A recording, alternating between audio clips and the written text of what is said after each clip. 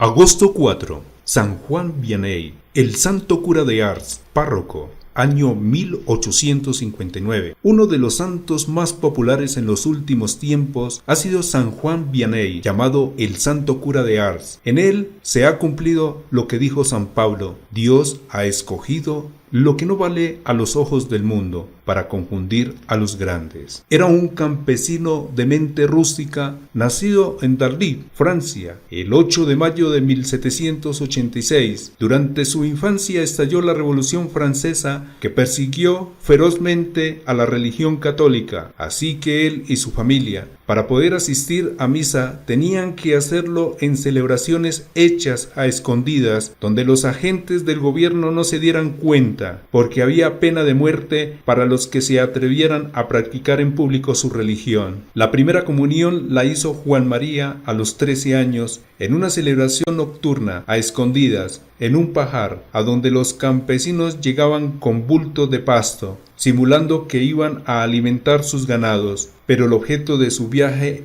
era asistir a la Santa Misa que celebraba un sacerdote, con grave peligro de muerte si lo sorprendían las autoridades. Recluta, desertor, fugitivo. Juan María deseaba ser sacerdote, pero a su padre no le interesaba perder este buen obrero que le cuidaba sus ovejas y le trabajaba en el campo. Además, no era fácil conseguir seminarios en esos tiempos tan difíciles, y como estaban en guerra, Napoleón mandó reclutar todos los muchachos mayores de 17 años y llevarlos al ejército, y uno de los reclutados fue nuestro biografiado. Se lo llevaron para el cuartel, pero por el camino, por entrar a una iglesia a rezar, se perdió del grupo. Volvió a presentarse, pero en el viaje se enfermó y lo llevaron una noche al hospital, y cuando al día siguiente se repuso, ya los demás sí habían ido. Las autoridades le ordenaron que fuera por cuenta a alcanzar a los otros, pero se encontró con un hombre que le dijo: sígame, que yo lo llevaré a donde debe ir. Lo siguió y después de mucho caminar se dio cuenta de que el otro era un desertor que huía del ejército y que se encontraban totalmente lejos del batallón. Un alcalde colaborador, y al llegar a un pueblo, Juan María se fue donde el alcalde a contarle su caso. La ley ordenaba pena de muerte a quien desertara del ejército, pero el alcalde, que era muy bondadoso, escondió al joven en su casa y lo puso a dormir en un pajar, y así estuvo trabajando escondido por bastante tiempo, cambiándose de nombre y escondiéndose muy hondo entre el pasto seco. Cada vez que pasaban por allí grupos del ejército, al fin, en 1810, cuando Juan llevaba 14 meses de desertor, el emperador Napoleón dio un decreto perdonando la culpa a todos los que se habían fugado del ejército, y Vianney pudo volver otra vez a su lugar. Seminarista frustrado, trató de ir a estudiar al seminario, pero su intelecto era romo y duro, y no lograba sorprender nada. Los profesores que exclamaban: es muy buena persona, pero no sirve para estudiante, no se le queda nada, y lo echaron. Se fue en peregrinación de muchos días hasta la tumba de San Francisco Regis, viajando de limosna, para pedirle a ese santo su ayuda para poder estudiar. Con la peregrinación no logró volverse más inteligente, pero adquirió valor para no dejarse desanimar por las dificultades. Su gran protector,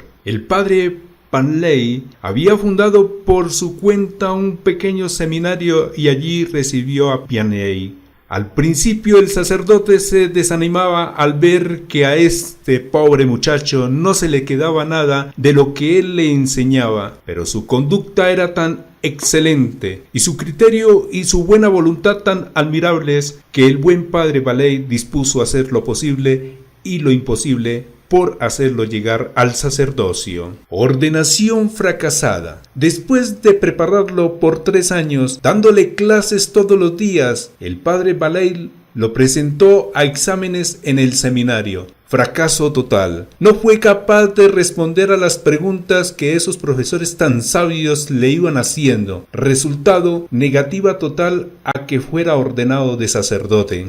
Respuesta admirable. Su gran benefactor, el padre Baley, lo siguió instruyendo y lo llevó a donde sacerdotes santos y le pidió que examinaran si este joven estaba preparado para ser un buen sacerdote. Ellos se dieron cuenta de que tenía buen criterio, que sabía resolver problemas de conciencia y que era seguro en sus apreciaciones en lo moral, y varios de ellos se fueron a recomendarlo al señor obispo. El prelado, al oír todas estas cosas, le preguntó: ¿el joven Vianney es de buena conducta? Ellos respondieron: excelente persona, es un modelo de comportamiento, es el seminarista menos sabio, pero el más santo. Pues si es así, añadió el prelado, que sea ordenado de sacerdote, pues aunque le falta ciencia, con tal de que tenga santidad, Dios suplirá lo demás. Su día grande y hermoso. Y así el 12 de agosto de 1815 fue ordenado sacerdote. Este joven, que parecía tener menos inteligencia de la necesaria para ese oficio, y que luego llegó a ser el más famoso párroco de su siglo, 4 días después de su ordenación nació San Juan Bosco. Los primeros 3 años los pasó como vicepárroco del padre Baley, su gran amigo y admirador. La parroquia más infeliz de todas. Unos curitas muy sabios habían dicho por burla: el señor obispo lo ordenó de sacerdote, pero ahora se va a encartar con él, porque a donde lo van a enviar que haga un buen papel. Y el 9 de febrero de 1818 fue enviado a la parroquia más pobre e infeliz. Se llamaba Ars. Tenía 370 habitantes. A misa los domingos no asistía sino un solo hombre y algunas mujeres. Su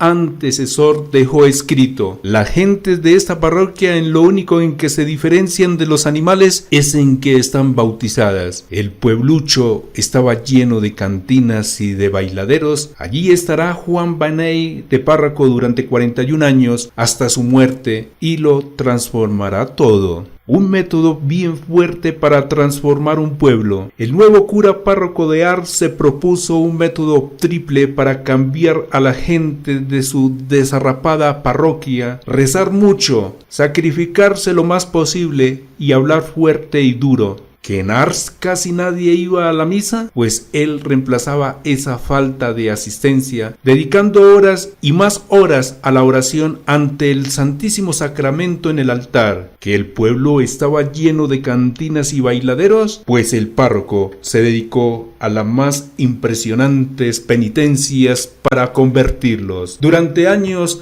solamente se alimentaba cada día con unas pocas papas cocinadas. Los lunes cocina 1,5 docenas de papas que le durarán hasta el jueves. Y en ese día hará otro cocinado igual, con lo cual se alimentará hasta el domingo. Es verdad que por la noche las cantinas y los bailaderos están repletos de gentes de su parroquia, pero también es verdad que él pasa muchas horas de cada noche rezando por ellos, y sus sermones, allí sí que enfoca toda la artillería de sus palabras contra los vicios de sus feligreses, y va demoliendo sin compasión todas las trampas con las que el diablo quiere perderlos. 3 defectos y una cualidad. Cuando el padre Vianney empieza a volverse famoso y mucha gente se dedican a criticarlo, el señor obispo envía un visitador a que oigan sus sermones y le diga qué cualidades y defectos tiene este predicador. El enviado vuelve trayendo noticias malas y buenas.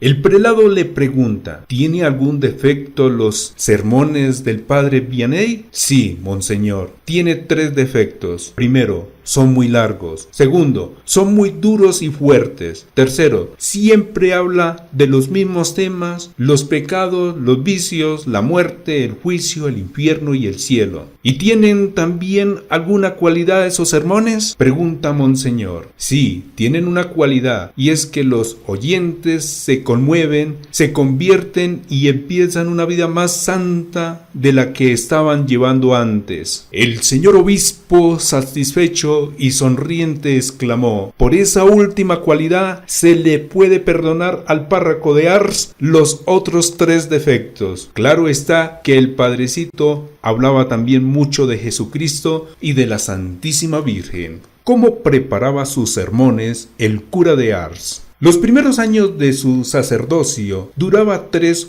o más horas leyendo y estudiando para preparar su sermón del domingo. Luego lo escribía. Durante otras 3 o más horas se pasaba por el campo recitándole su sermón a los árboles y al ganado para tratar de aprenderlo. Después se arrodillaba por horas y horas ante el Santísimo Sacramento en el altar, encomendando al Señor lo que iba a decir al pueblo, y sucedió muchas veces que al empezar a predicar se le olvidó todo lo que había preparado, pero lo que le decía al pueblo causaba impresionante conversiones. Es que se había preparado bien antes de predicar. Sus luchas contra el diablo.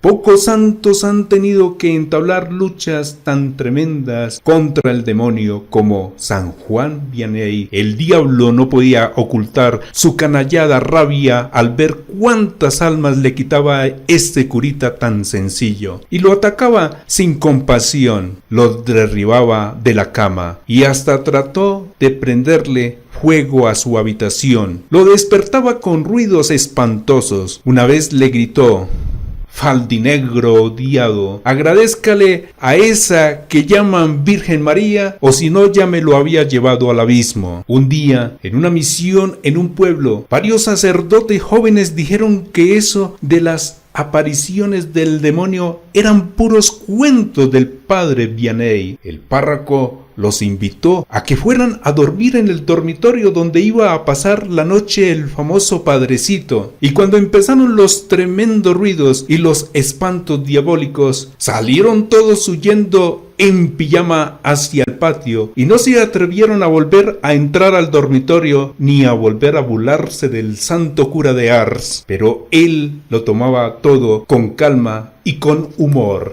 Y decía: con el patas hemos tenido ya tantos encuentros que ahora parecemos 2 compinches. Pero no dejaba de quitarle almas y más almas al maldito Satanás. Su labor heroica, confesar. Cuando concedieron el permiso para que lo ordenaran sacerdote, escribieron: que sea sacerdote, pero que no lo pongan a confesar, porque no tiene ciencia para ese oficio. Pues bien, ese fue su oficio durante toda la vida, y lo hizo mejor que los que sí tenían mucha ciencia e inteligencia, porque en esto lo que vale son las iluminaciones del Espíritu Santo y no nuestra vana ciencia que nos infla y nos llena de tanto orgullo. Tenía que pasar 12 horas diarias en el confesionario durante el invierno y 16 durante el verano. Para confesarse con él había que apartar turno con 3 días de anticipación. Tenía que pasar 12 horas diarias en el confesionario durante el invierno y 16 durante el verano. Para confesarse con él había que apartar turno con 3 días de anticipación, y en el confesionario conseguía conversiones impresionantes. El confesor con más clientela en el país. Desde 1830 hasta 1845 llegaron 300 personas cada día a Ars de distintas regiones de Francia a confesarse con el humilde sacerdote Vianney. El último año de su vida, los peregrinos que llegaron a Ars fueron 100,000. La estación de tren de Lyon tuvo que poner una ventanilla especial para vender tiquetes para Ars. Se vendían tiquetes de ida y vuelta con plazo de 4 días para regresar, porque antes de 3 días no lograban los penitentes conseguir turno para confesarse. Junto a la casa cural había varios hoteles donde se hospedaban los que iban a confesarse. Un horario heroico. A las 12 de la noche se levantaba el santo sacerdote. Luego hacía sonar la campana de la torre, abría la iglesia y empezaba a confesar. A esa hora ya la fila de penitentes era más de 1 cuadra de larga. Confesaba hombres hasta las 6 de la mañana. Poco después de las 6 empezaba a rezar los salmos de su devocionario y a prepararse a la Santa Misa. A las 7 celebraba el Santo Sacrificio. En los últimos años el señor obispo logró que a las 8 de la mañana se tomara una taza de leche. De 8 a 11 confesaba mujeres. A las 11 daba una clase de catecismo para todas las personas que estuvieran allí en el templo. Eran palabras muy sencillas que hacían inmenso bien a los oyentes. A las 12 iba a tomarse un ligerísimo almuerzo, unas papas cocinadas. Se bañaba, se afeitaba y se iba a visitar un instituto para jóvenes pobres que él costeaba con las limonas que la gente le traían. Por la calle las gentes lo rodeaban con gran veneración y le hacían consultas. De 1:30 hasta las 6 seguía confesando. Sus consejos en la confesión eran muy breves. Por ejemplo, a un señor obispo, lo único que le dijo fue: ame mucho a sus sacerdotes. Pero a muchos le leía los pecados en sus pensamientos y le decía los pecados que se les habían quedado sin decir. Era fuerte en combatir la borrachera y otros vicios. En el confesionario sufría mareos y a ratos le parecía que se iba a congelar de frío en el invierno y en verano sudaba copiosamente. Pero seguía confesando como si nada estuviera sufriendo. Decía por chanza: el confesionario es el ataúd donde me han sepultado estando todavía vivo. Pero allí era donde conseguía sus grandes triunfos en favor de las almas. Por la noche leía un rato y a las 8 se acostaba para de nuevo levantarse a las 12 de la noche y seguir confesando. Horario heroico en verdad. Sus éxitos espirituales. Cuando llegó a Ars, solamente iba un hombre a misa. Cuando murió, solamente había un hombre en Ars que no iba a misa. Las 4 cantinas que había alrededor del templo tuvieron que cerrar por falta de clientela. Después, durante esos años, abrieron otras 8 cantinas y todas fracasaron porque nadie iba a emborracharse. Los bailaderos se fueron acabando porque en sus sermones y confesiones arremetía sin miedo contra el baile. Decía que del baile se puede afirmar como de ciertos hongos: el menos peligroso es muy dañoso. En Ars todos se sentían santamente orgullosos de tener un párroco tan santo. Cuando él llegó a esa parroquia, la gente trabajaba en domingo y cosechaba poco. Logró poco a poco que nadie trabajara en los campos los domingos y las cosechas se volvieron mucho mejores. Era humildísimo. Siempre se creía un miserable pecador. Jamás hablaba de sus obras o éxitos obtenidos. A un hombre que lo insultó en la calle le escribió una carta humildísima pidiéndole perdón por todo, como si hubiera sido él quien hubiera ofendido al otro. El señor obispo le envió un distintivo elegante